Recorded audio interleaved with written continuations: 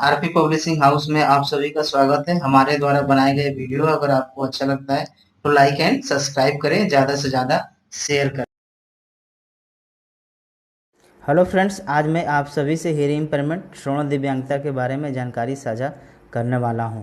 यह टॉपिक बहुत ही महत्वपूर्ण एवं उपयोगी है क्योंकि डिप्लोमा इन स्पेशल एजुकेशन की कॉमन पेपर आपका इंट्रोडक्शन टू डिसेबिलिटी में भी हियरिंग इम्पेयरमेंट के बारे में दिया गया है। इसके अलावा डिप्लोमा इन हियरिंग इम्पेयरमेंट का जो आपका कोर्स है उसमें paper number 7 fundamental of audiology and audiological management में भी हियरिंग इम्पेयरमेंट का जो है टॉपिक दिया गया है। इसके अलावा bachelor of special education hearing impairment में भी आपका इस टॉपिक का जो है को दिया गया है। इसके अलावा आपका जनरल जो बीएड है उसमें आपका एक पेपर होता है कॉमन, जो है ये डिसेबिलिटी एक पेपर है जो कॉमन होता है, इंट्रोडक्शन टू डिसेबिलिटी, उसमें भी ये चीज़ दिया है। इसके अलावा आपका बीटीसी वगैरह है, इसमें भी यह टॉपिक दिया हुआ है। तो आइए हम जानते हैं कि हियरिंग इम्पेयरमेंट क्या है। तो सबसे पहले तो हियरिंग इम्पेयरमेंट जो है एक सेंसरी डिसेबिलिटी है, ठीक, और यह यूनी सेंसरी डिसेबिलिटी है। यहाँ पर एक व्यक्ति के या बालक का एक ही ज्ञानेंद्रिय प्रभावित होता है, वो है आपका हियरिंग, जो है सुनना।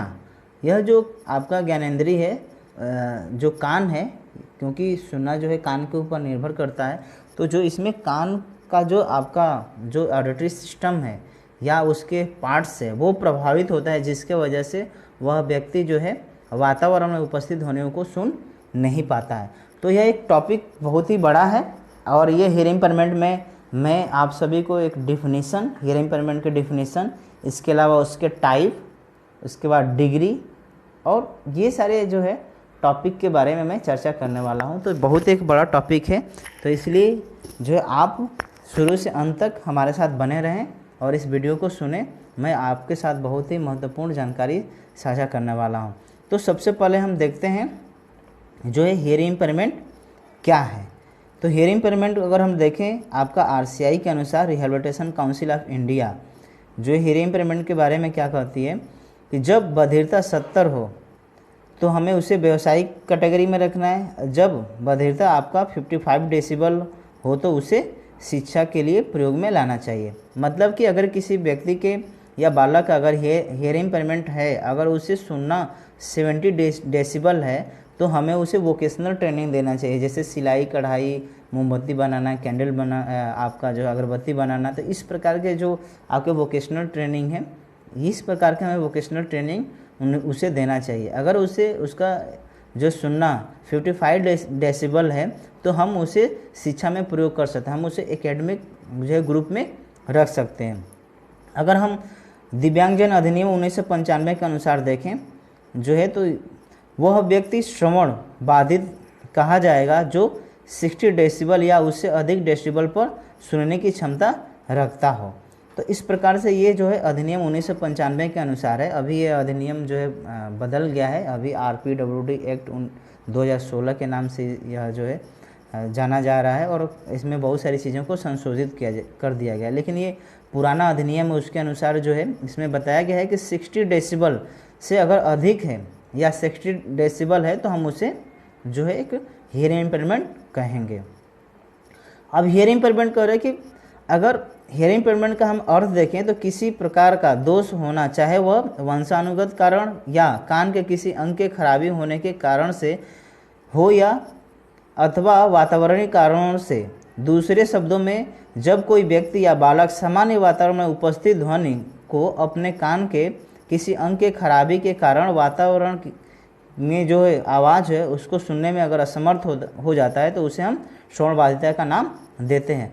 मतलब यहाँ पर ये कहा गया है कि अगर किसी व्यक्ति का, चाहे वो वंशानुगत तरीके से उसका सुनना प्रभावित हुआ हो या कान के किसी अंग में खराबी होने के कारण, आप देखते हैं कि बहुत ही स्थिति में जैसे एक्सीडेंट हो गया या आपका कोई सीवियर डिजीज हो गया, बीमारी हो गया, तो उसके वजह से जो आपके कान के जो पार्ट्स हैं वो पार्ट्स जो है जो प्रभावित हो जाते हैं या ख़राब हो जाते हैं या क्षतिग्रस्त होते हैं, उसके वजह से हमारा सुनना प्रभावित हो जाता है। और जब सुनना प्रभावित होता है, जो भी वातावरण में जो व्यक्ति एक दूसरे के साथ वार्तालाप करता है या जो ध्वनि है उस ध्वनि को हम सुनने में असमर्थ हो जाते हैं, तो उस दशा में हम उसे हियरिंग इम्पेयरमेंट कहेंगे।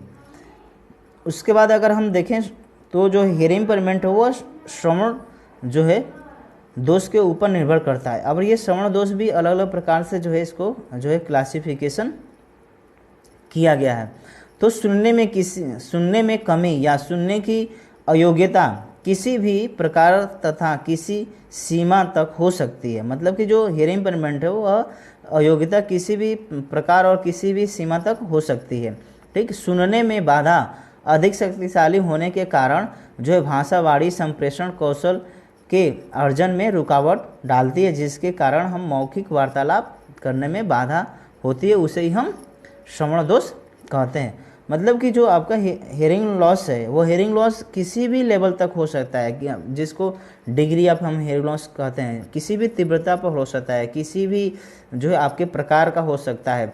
तो अगर किसी व्यक्ति को सुनने का जो दोष है वह किसी प्रकार से प्रभावित कर रहा है, किसी लेवल पर प्रभावित कर रहा है, तो वह जो है उसके भाषा और वाणी पर भी प्रभावित करेगा। ठीक है, जब उसका भाषा और वाणी पर प्रभावित करेगा तो वह मौखिक संप्रेषण करने में भी असमर्थ हो जाएगा। तो इस प्रकार से हम उसे श्रवण दोष कहेंगे। अब श्रवण दोष को भी अलग अलग तरीके से क्लासिफिकेशन किया गया है। तो सबसे पहला जो है आपका है ऑर्गेनिक, दूसरा है नॉन ऑर्गेनिक। जो आपका ऑर्गेनिक है यह आपके जो ऑडिटरी सिस्टम है, जो सुनने के जो आपके अंग हैं, जैसे कि पूर्व में मेरे द्वारा वीडियो बनाया गया है आपका आउटर ईयर के बारे में, मिडिल ईयर के बारे में और इनर ईयर के बारे में। तो यहाँ पर वही चीज़ कर रहा है कि जो आपका ऑडिटरी सिस्टम है वो ऑडिटरी सिस्टम में अगर किसी भी अंग का अगर प्रभावित हो जाता है, आपका चाहे पिन्ना हो गया, आपका एक्सटर्नल ऑडिटरी कैनाल हो गया या आपका ईयर ड्रम हो गया, तो अगर ये सब प्रभावित हो जाता है तो उसके वजह से जो है आपका सुनना प्रभावित होगा। तो इस प्रकार के जो है प्रभाव को हम ऑर्गेनिक जो है श्रवण दोष कहेंगे। अब ये ऑर्गेनिक श्रवण दोष में भी अलग अलग प्रकार है, जैसे age onset, degree of hearing loss, nature of hearing impairment, ये आपका दिया हुआ है। उसके बाद कॉजल फैक्टर। तो ये 4 प्रकार से जो है ऑर्गेनिक को क्लासिफिकेशन किया गया। नॉन ऑर्गेनिक जो श्रवण दोष है या आपका पार्ट है, इसमें जो है किसी अंग पर यह निर्भर नहीं करता है। जैसे कि अभी ऑडिटरी सिस्टम की मैं बात कर रहा था, उसमें अलग अलग पार्ट्स हैं, लेकिन यह जो है आपका नॉन ऑर्गेनिक, यह जो है मनोवैज्ञानिक स्थिति में अगर किसी को साइकोलॉजिकल प्रॉब्लम है, वो साइकोलॉजिकल प्रॉब्लम की स्थिति में अगर उसे सुनने में अगर समस्या आ रही है तो उसे हम नॉन ऑर्गेनिक कहते हैं। अब एज ऑन सेट को भी आपको अलग अलग तरीके से क्लासिफिकेशन किया गया है। तो हम एज ऑन सेट को हम यहाँ पर देख सकते हैं कि एज ऑन सेट को जो है 4 तरीके से क्लासिफिकेशन किया गया। सबसे पहला है आपका कॉन्जेनाइटल, ठीक, कॉन्जेनाइटल है, दूसरा एक्वायर्ड हियरिंग लॉस है, तीसरा प्रीलिंगुअल है और चौथा पोस्ट लिंगुअल है। तो इस तरीके से एज ऑन सेट को भी आपको 4 तरीके से क्लासिफिकेशन किया गया है। ठीक, तो अगर हम कॉन्जेनाइटल देखें तो कॉन्जेनाइटल में भी आपके जो है ये जन्मजात श्रवण दोष है। अब ये जन्मजात श्रवण दोष क्या है कि अगर जो आपका किसी व्यक्ति का जन्म से पूर्व या जन्म के समय अगर श्रवण दोष होता है किसी व्यक्ति या बालक का, तो उसे हम कॉन्जेनाइटल जो है श्रवण दोष कहेंगे। मतलब एक बच्चे के जन्म से पहले और जन्म के समय अगर किसी प्रकार का उसे श्रवण दोष हो जाता है तो हम उसे कॉन्जेनाइटल हियरिंग लॉस कहेंगे। उसके बाद नेक्स्ट है आपका acquired hearing loss. Acquired hearing loss में क्या है कि अगर किसी व्यक्ति का या बालक का दुर्घटना की वजह से अगर उसे जो आपका उसका ऑडिटरी सिस्टम है, जो आपका कान का जो भाग है, उसमें अगर प्रभावित हो जाता है और उस प्रभावित होने की या क्षतिग्रस्तता होने के कारण अगर वह सुन नहीं पाता है तो हम उसे जो है आपका एक्वायर्ड हियरिंग लॉस कहेंगे। अब उसके बाद इसमें दिया है प्रीलिंगुअल और पोस्ट लिंगुअल। तो प्रीलिंगुअल के मतलब कि भाषा विकास के पहले, ठीक, यहाँ पर एक बालक का भाषा अर्जन से पहले अगर उसे किसी प्रकार का श्रवण दोष हो जाता है तो उसे हम प्रीलिंगुअल हियरिंग लॉस कहेंगे। दूसरा है पोस्ट लिंगुअल, मतलब उसका भाषा विकास के बाद, जैसे मान लो 3 साल का बालक हुआ, 4 साल का बालक हुआ, तो 3 से या 4 साल के बालक का जो है भाषा विकास हो जाता है। अगर उसके बाद अगर उसे श्रवण दोष होता है किसी एक्सीडेंट के वजह से या बीमारी की वजह से, अगर उसे श्रवण दोष हो जाता है तो उसे हम पोस्ट लिंगुअल हियरिंग इम्पेयरमेंट कहेंगे। और ये किसी भी जो है भाषा विकास की किसी भी एज में हो सकता है। उसके बाद यहाँ पर दिया है डिग्री ऑफ हियरिंग लॉस। तो डिग्री ऑफ हियरिंग लॉस के अनुसार यहाँ पर हम 2 प्रकार के आपको क्लासिफिकेशन दिखाएंगे, एक तो गुडमैन के अनुसार और आपका जो है WHO के अनुसार। ठीक, अब जो यहाँ पर है कि गुडमैन के अनुसार अगर हम देखें तो -10 से जो है आपका 15 जो है DBHL होता है, और इसको हम नॉर्मल हियरिंग बोलते हैं। आपका 16 DBHL से अगर 25 DBHL है तो उसको मिनिमल हम जो है हियरिंग लॉस बोलते हैं। उसके बाद 26 DBHL से अगर 40 DBHL होता है तो हम उसे माइल्ड हियरिंग लॉस बोलते हैं। 41 DBHL से अगर 55 DBHL होता है तो उसे मॉडरेट हियरिंग लॉस बोलते हैं। उसके बाद 55 DBHL टू 70 DBHL अगर होता है तो उसको मॉडरेटली सीवियर हियरिंग लॉस हम कहते हैं। 71 DBHL टू 90 DBHL अगर होता है तो हम उसे सीवियर हियरिंग लॉस कहते हैं। उसके बाद 91 DBHL से एबव अगर होता है तो उसे हम प्रोफाउंड हियरिंग लॉस कहते हैं। तो ये था आपका जो है गुडमैन के अनुसार, ये क्लासिफिकेशन गुडमैन के अनुसार है। अब WHO में जो है आपका थोड़ा सा एक संशोधित है। इसमें क्या है कि हम यहाँ पर गुडमैन में देखा था कि -10 से जो है आपका 15 जो है 15 DBHL तक जो है आपका नॉर्मल था, और 16 से 25 तक था वो मिनिमल था। इसके बारे में भी मैं बताऊंगा कि क्यों इस प्रकार से जो होता है वहाँ पर। तो अब यहाँ पर जो दिया है 10 DBHL टू 25 DBHL, यह आपका WHO के अनुसार है। ये इसको हम नॉर्मल जो है नॉर्मल हियरिंग बोलते हैं। 26 DBHL टू 40 DBHL अगर है तो उसे माइल्ड हियरिंग लॉस बोलते हैं। आपका 41 DBHL टू 55 DBHL है तो उसे मॉडरेट हियरिंग लॉस बोलते हैं। उसके बाद है आपका 56 DBHL टू 70 DBHL है तो हम उसे मॉडरेटली सीवियर हियरिंग लॉस बोलते हैं। उसके बाद 71 DBHL टू 90 DBHL है तो उसे हम सीवियर हियरिंग लॉस बोलते हैं। 91 DBHL से एबव है तो उसे हम प्रोफाउंड हियरिंग लॉस बोलते हैं।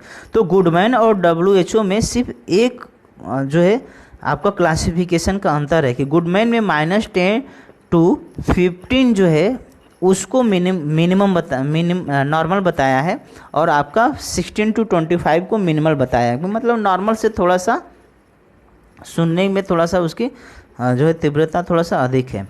अब यहाँ पर अगर हम देखें तो जो एशियन जो कंट्री हैं वो एशियन कंट्री में WHO को फॉलो किया जाता है जो क्लासिफिकेशन है। लेकिन अमेरिका, रूस और फ्रांस इस प्रकार के उधर जो कंट्री हैं वहाँ पर जो है गुडमैन को जो है फॉलो किया जाता है। इसका कारण ये है कि जो बाहर की कंट्री है वहाँ पर साउंड पॉल्यूशन पर बहुत ही बड़ा एक प्रतिबंध है। ठीक, अगर यहाँ इंडिया जैसे नहीं है कि अगर जो है अगर आप मंदिर पे देखिए, मस्जिद पे देखिए, या आप किसी के घर में बर्थडे पार्टी हो रहा है या कोई जो है प्रवचन कह रहा है तो वो 24 घंटा जो है वो लाउड स्पीकर चल रहा है। मतलब उसका कोई गाइडलाइन नहीं है कि कितने घंटे आपको जो है कितने वॉल्यूम पे रखना है, कितने घंटे बजाना है। इसका किसी भी प्रकार का जो है नियम को फॉलो नहीं किया जाता है। हाँ, कोई गांव के लोग या कोई घर के लोग जो है वो साउंड से परेशान है, लेकिन जो है 24 घंटा जो है आपका डीजे, आपका माइक, इस प्रकार का वो सारी चीज़ें चलता है। तो इसके वजह से इसके अलावा आप देख सकते हैं कि जो गाड़ियों में भी हॉर्न वगैरह का भी बहुत ही बड़े लेवल पर प्रयोग किया जाता है। तो इससे क्या होता है कि साउंड का जो है नॉइज जो है आपका पॉल्यूशन बढ़ता है। लेकिन वेस्टर्न कंट्री में अगर हम बाहर के कंट्री में चले जाएं, अमेरिका, रूस वगैरह में, तो वहाँ पर ऐसा नहीं है। वहाँ पर अगर आपको डीजे भी, अगर आपका बर्थडे पार्टी मनाना है और डीजे बजाना है तो आपको गवर्नमेंट के वहाँ से परमिशन लेना पड़ेगा। वो गवर्नमेंट आपको लिख के देगी कि कितने घंटे आपको बजाना है और उसका साउंड का लेवल कितने DBHL रखना है। तो इस तरीके से जब वहाँ पर साउंड पर नियंत्रण है तो वहाँ पर जो आपका साउंड का पॉल्यूशन है वो बहुत ही कम होगा और वहाँ के लोग जो है वो बहुत ही कम लेवल पर सुनेंगे। लेकिन जो आपके एशियन कंट्री है यहाँ पर इतना शोरगुल होता है, इतना ज़्यादा साउंड का पॉल्यूशन है कि सुनने का जो लेवल है वो काफ़ी हाई हो जाएगा। इसलिए जो है आपका एशियन कंट्री में जो है WHO को फॉलो हम करते हैं। अब यहाँ पर हम देखें नेचर ऑफ हियरिंग लॉस। तो नेचर ऑफ हियरिंग लॉस को भी दो तरीके से क्लासिफिकेशन किया गया, एक तो सडन हियरिंग लॉस, दूसरा प्रोग्रेसिव हियरिंग लॉस। अब देखते हैं सडन हियरिंग लॉस क्या होता है। तो अब सडन हियरिंग लॉस में अगर किसी व्यक्ति का अचानक किसी प्रकार का वो दुर्घटना हो जाता है या बीमारी हो जाता है या आघात हो जाता है, उसके कारण अगर उसे सुनने में अगर श्रवण दोष हो जाता है तो उसे हम सडन हियरिंग लॉस कहेंगे। मतलब कि अचानक अगर उसकी दुर्घटना हो गया, बीमारी हो गया या किसी प्रकार की क्षतिग्रस्तता हो गया जिसके वजह से अगर उसका सुनना प्रभावित हुआ तो हम उसे सडन हियरिंग लॉस कहेंगे। दूसरा आपका इसमें हियरिंग लॉस है वो है प्रोग्रेसिव हियरिंग लॉस। ठीक, अब इसमें क्या होता है कि एक व्यक्ति का जो है या बालक का उम्र के अनुसार उसका धीरे धीरे सुनना जो है कम होता जाता है। ठीक, तो उसे हम प्रोग्रेसिव हियरिंग लॉस कहते हैं। और अमूमन ऐसा रिसर्च में पाया गया कि हर 10 साल में जो है व्यक्ति का 10 dB जो है हियरिंग लॉस होता है। लेकिन ये हर व्यक्ति में ये सुनिश्चित नहीं है कि 10 dB ही कम होगा। किसी में 2 dB होता है, किसी में 10 साल में 2 dB हियरिंग लॉस हुआ, किसी का 1 dB हुआ, किसी का 5 dB हुआ, किसी का 10 dB हुआ। लेकिन अगर जिसका 10 dB हियरिंग लॉस हो रहा है 10 सालों में, उसको 40 साल की उम्र में जाते जाते उसको जो है माइल्ड लेवल का हियरिंग लॉस हो जाएगा। तो अगर इस तरीके से उम्र के साथ अगर उसका श्रवण दोष हो रहा है तो हम उसे जो प्रोग्रेसिव हियरिंग लॉस कहते हैं। और आप देखते हैं कि ओल्ड एज में जाते जाते बहुत सारे ऐसे जो है हमारे बुजुर्ग लोग हैं जिनको सुनने में असुविधा होने लगती है या सुनने में उनका प्रभावित हो जाता है, उसे हम प्रोग्रेसिव हियरिंग लॉस कहते हैं। उसके बाद यहाँ पे जो है अगर हम टाइप ऑफ हियरिंग लॉस देखें तो टाइप ऑफ हियरिंग लॉस को जो है वो 5 प्रकार से यहाँ पर बताया गया है। लेकिन मुख्यतः जो हम असेसमेंट जब करते हैं तो वो 3 ही प्रकार का असेसमेंट करते हैं हम ऑडियोमीटर के माध्यम से, प्योर टोन ऑडियोमेट्री के द्वारा। तो उसमें सबसे पहला है कंडक्टिव, दूसरा है मिक्स्ड और तीसरा है सेंसरी न्यूरल हियरिंग लॉस। आपका चौथा है सेंट्रल और 5वां का फंक्शनल।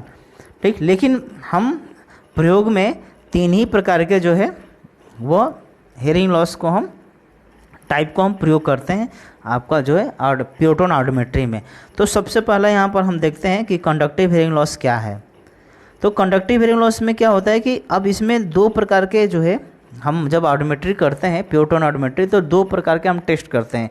एक तो AC टेस्ट करते हैं, दूसरा BC टेस्ट करते हैं, जिसको हम जो है आपका एयर कंडक्शन बोलते हैं, दूसरा है बोन कंडक्शन बोलते हैं।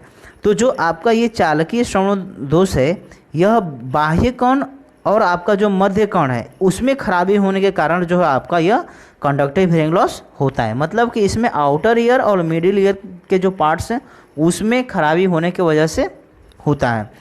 अब हम कंडक्टिव हियरिंग लॉस तब कब कहेंगे किसी व्यक्ति को कि आपका चालकीय श्रवण दोष है, तो अगर उसका जो AC है, अगर AC उसका एबनॉर्मल आता है और BC नॉर्मल आता है, जैसा कि अभी मैंने बताया कि आपका एयर कंडक्शन और आपका यहाँ बोन कंडक्शन।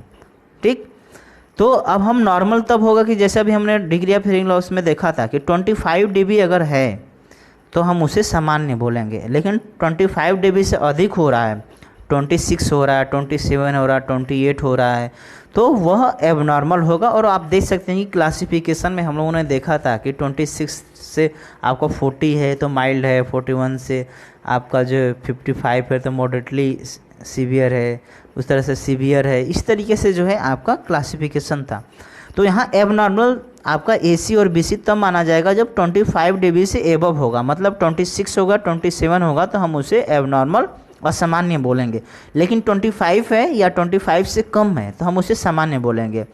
तो अब यहाँ पर जो एयर कंडक्शन है, जो आपका AC है, AC अगर सामान्य जो असामान्य आ रहा है 25 से एबव आ रहा है, 26, 27, और BC जो है आपका बोन कंडक्शन अगर वो सामान्य आ रहा है, आपका 25 से कम आ रहा है, और आपका AVG गैप है, जो एयर और बोन कंडक्शन के बीच में जो गैप है, AVG गैप अगर 10 dB है या 10 dB से अधिक है, उस कंडीशन में हम उसे कंडक्टिव हियरिंग लॉस कहेंगे। अगर ऐसा जो है आपका ग्राफ आता है तो उस कंडीशन में हम कंडक्टिव हियरिंग लॉस कहेंगे।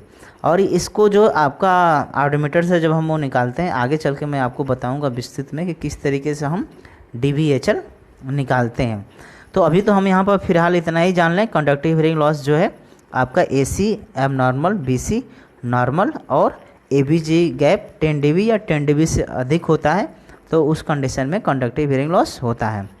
अगर हम इसकी कुछ विशेषताएं देखें, ये एग्ज़ाम में पूछता है आपके जो है characteristic of conductive hearing loss का, ये एग्ज़ाम में पूछता है कि विशेषताएं बताएं। तो इसकी विशेषताएं हम देखें तो सबसे पहला जो आपका ये हियरिंग लॉस है, ये तो एक्वायर्ड हियरिंग लॉस है, मतलब कि यह अर्जित किया हुआ श्रवण दोष है। कि मान लीजिए कान में कोई खराबी हो गया, कान में थप्पड़ मार दिया, या आप गंदे जो तालाब वालाब में नहा रहे हैं, ठीक, या आपके कान में किसी प्रकार की इन्फेक्शन हो गया तो उसके वजह से जो है वो प्रभावित होता है, इसको एक्वायर्ड हम हियरिंग लॉस कहते हैं। दूसरा कि यह जो है व्यक्ति के इसमें जो है अगर कंडक्टिव हियरिंग लॉस अगर किसी को हो तो इसमें व्यक्ति धीरे धीरे बोलता है, ठीक। यह श्रवण दोष सौम्य और मध्य स्तर पर होता है, मतलब कि माइल्ड और मॉडरेट लेवल पर उसका श्रवण दोष होता है यहाँ पर, ठीक। उसके बाद ये जो है रिवर्सिबल है। अगर मान लो किसी व्यक्ति का कान का पर्दा अगर फट गया है तो उसको हम उसके वजह से सुनना अगर दोष है उसको कंडक्टिव हियरिंग लॉस, तो हम उसको ठीक कर सकते हैं, मतलब प्लास्टिक सर्जरी के माध्यम से ठीक किया। तो इसलिए रिवर्सिबल है, मतलब यह ठीक भी हो सकता है, समय के अनुसार दवाई और सर्जरी के माध्यम से उसे ठीक किया जा सकता है, ठीक। अगर इसका हम देखें और भी तो इसका जो भाषा और वाणी पर बहुत ही गहरा प्रभाव पड़ता है, लेकिन इसके एजुकेशन की जो अचीवमेंट है उसमें किसी प्रकार का प्रभावित तो यह प्रभाव नहीं छोड़ता है। मतलब कि एक बच्चे का भाषा और वाणी या किसी व्यक्ति का भाषा और वाणी प्रभावित होगा, लेकिन उसका एकेडमिक जो है अचीवमेंट है उस पर ये ज़्यादा प्रभाव नहीं छोड़ता है। अगर हम इसका कंडक्टिव हियरिंग लॉस का अगर हम लेवल देखें तो 25 dBHL से 65 dBHL के बीच में आपका यह जो है हियरिंग लॉस होता है, ठीक। और यह जो है प्रोग्रेसिव जो है श्रवण दोष है, ये धीरे धीरे मतलब जो है हो सकता है कि आपका कान बह रहा है या कान में किसी प्रकार की समस्या हो गई तो इसके वजह से मतलब कुछ लक्षण आपके कान में दिखाई देता है और उसके वजह से धीरे धीरे आपका श्रवण दोष बढ़ता है। तो ये आपके कंडक्टिव हियरिंग लॉस की जो है आपकी विशेषता था। अगर हम संवेदी देखें, सेंसरी न्यूरल देखें तो सेंसरी न्यूरल में भी जो है आपका यहाँ पर देखा है कि यहाँ जो आंतरिक कान का भाग है, जो आपका इनर ईयर का जो पार्ट है, जो कॉकलिया है, कॉकलिया में आपका हेयर सेल्स है, आगन ऑफ कार्टी है, ठीक। तो इस तरीके के जो पार्ट्स हैं अगर उसमें अगर किसी प्रकार का खराबी हो रहा है या आपका नर्व्स है उसमें अगर खराबी हो रहा है तो वो सेंसरी न्यूरल हियरिंग लॉस होगा। तो इसमें दिया है कि 8वां नर्व्स में अगर किसी प्रकार का खराबी होता है या आपके आंतरिक कान में किसी प्रकार का खराबी होता है तो उसके वजह से जो है आपका श्रवण दोष होता है, जिसे हम सेंसरी न्यूरल हियरिंग लॉस कहते हैं, ठीक। अब इसमें दिया है ऑडिटरी नर्व्स में समस्या होती है, ठीक।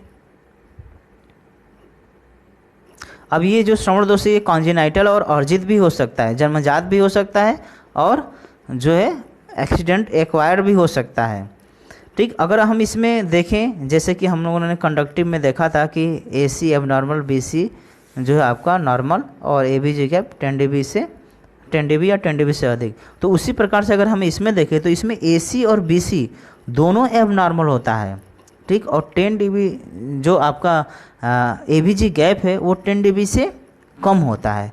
तो उस दशा में हम उसे जो है ये प्यूटोन जब ऑडियोमेट्री करते हैं हम ऑडियोमीटर के माध्यम से, तो वहाँ पर हम ऑडियोग्राम में ये सब चीज़ प्लॉट करते हैं और वहाँ पर ये सब चीज़ देखने के बाद हम ये बताते हैं अगर ऐसा वहाँ पर परिदृश्य आपको देखने को मिल रहा है कि AC एबनॉर्मल है, BC एबनॉर्मल है और ABG गैप 10 dB से कम आ रहा है, तो उस स्थिति में हम उसे SN hearing loss, sensory neural hearing loss कहेंगे। उसके बाद आपका इसमें विशेषता देखें, ये भी एग्जाम में पूछता है, जब नवजात अथवा अर्जित किया हुआ, ठीक, श्रवण दोष हो सकता है, मतलब यह जो है आपका सेंसरी न्यूरल है, यह जो है आपका मतलब जन्मजात भी हो सकता है जैसे कि ऊपर देखा, और एक्वायर्ड भी हो सकता है, दोनों हो सकता है। और इसमें जो है ऑडिटरी नर्व्स में समस्या होने की वजह से सुनाई नहीं देता है। ठीक, यह जो श्रवण दोष है दोनों कान में हो सकता है। ठीक, ये इरिवर्सिबल है, मतलब कि इसमें अगर किसी व्यक्ति को श्रवण दोष है तो उसको ठीक नहीं किया जा सकता है। ठीक है, ये क्योंकि इसमें सर्जरी वर्जरी से वो ठीक नहीं हो सकता है। अब इसमें देखें कि कंडक्टिव हम लोगों ने देखा था कि भाषा और वाणी पर सिर्फ प्रभावित करता है, शैक्षणिक पर प्रभावित नहीं, लेकिन यहाँ पर ये तीनों पे प्रभावित करता है। भाषा, वाणी और शैक्षणिक विकास में भी तीनों पर भी प्रभावित पड़ता है। उसके बाद इसमें देखा जाए कि जो टिनाइटस है या आपका वर्टिगो है आदि प्रकार के जो है ये दोष के लक्षण इसमें दिखाई देते हैं। इसके अलावा सुनने की जो क्षमता है वो काफ़ी निर्बल होता है। निर्बल का मतलब कि प्रोफाउंड होता है, सीवियर होता है, इस लेवल तक जो होता है। आप देख सकते हैं कि 25 dBHL से 120 dBHL तक मतलब इसका सुनने की तीव्रता हो सकता है। और यह जो इसमें जो श्रवण दोष है वो अचानक भी होता है और प्रोग्रेसिव भी होता है, दोनों होता है। ठीक, और इसमें जो है व्यक्ति कभी भी जब वो बात करेगा दूसरे व्यक्ति से, अगर hearing sensory neural hearing impairment वाला कोई व्यक्ति है तो ऊंचे आवाज़ में वो बात करता है। इसके अलावा मिक्स्ड हियरिंग लॉस है। मिक्स्ड हियरिंग लॉस अगर हम देखें तो ये मिक्स्ड हियरिंग लॉस क्या होता है कि ये outer ear, middle ear, inner ear, ये किसी भी अंग में मतलब तीनों में ही प्रभावित होने की वजह से हो सकता है, या कंडक्टिव मिक्स्ड हो सकता है या एसन जो है आपका मिक्स्ड हो सकता है। तो इस तरीके से जो है प्रभावित होने की वजह से जो है आपका जो है ये श्रवण दोष है, मतलब चालकीय और संवेदीय दोनों होने की वजह से होता है, उसे मिक्स्ड हियरिंग लॉस कहते हैं। तो अगर हम इसमें देखें कि जिस तरीके से हमने एसन और आपका कंडक्टिव में देखा था, तो इसमें क्या होता है कि अगर AC और BC दोनों एबनॉर्मल होता है और 10 dB से जो ABG गैप है वो 10 dB से अधिक होता है, तो उस कंडीशन में हम मिक्स्ड हियरिंग लॉस कहते हैं। जब हम प्योर ऑडियोमेट्री करेंगे और इस प्रकार का ऑडियोग्राम हमारा जो है मिलेगा तो हम उसे जो है मिक्स्ड हियरिंग लॉस कहेंगे। अगर हम इसकी विशेषता देखें तो एक तो यह अर्जित श्रवण दोष हो सकता है, दूसरा दोनों कानों में हो सकता है। इसकी जो सुनने की लेवल है वो 25 dBHL से 120 dBHL तक हो सकता है। इसके अलावा जो है यह आपका रिवर्सिबल और रिवर्सिबल दोनों हो सकता है, मतलब कि ठीक भी हो सकता है और नहीं भी हो सकता है। वो तो जो है असेसमेंट करने पे मालूम चलेगा कि कान के पार्ट में कौन सा हिस्सा खराबी है जिसके वजह से जो है ठीक हो सकता है या नहीं हो सकता। ये दोनों चीज़ें यहाँ पर देखा जा सकता है। तो इस प्रकार के जो है ये आपका मिक्स्ड हियरिंग लॉस की विशेषता है। ठीक, और ये बहुत ही महत्वपूर्ण टॉपिक था जिस पे हम लोगों ने चर्चा किया। और यह टॉपिक जो है आपका diploma in special education, bachelor of special education, इसके अलावा आप जनरल एजुकेशन सभी के लिए बहुत ही महत्वपूर्ण है। और मैं आशा करता हूँ कि आप सभी को बहुत ही अच्छा इन्फॉर्मेशन मिला होगा। ठीक, तो आप हमारे चैनल को लाइक एंड सब्सक्राइब करें और इस इन्फॉर्मेशन को ज़्यादा से ज़्यादा लोगों के पास शेयर करें। Thank you.